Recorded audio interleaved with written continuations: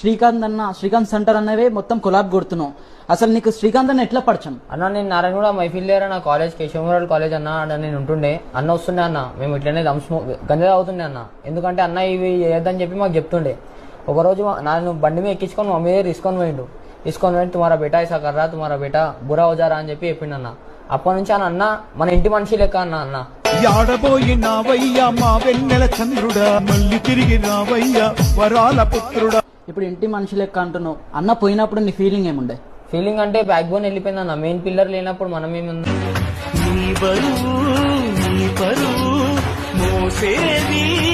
ఇప్పుడు శ్రీకాంత్ అన్న అంతా నామ్ చేసి పోయిండు, చాలా నామ్ వచ్చేసింది, పేరు కూడా ఇప్పుడు చాలా పెద్దగా అయిపోయింది.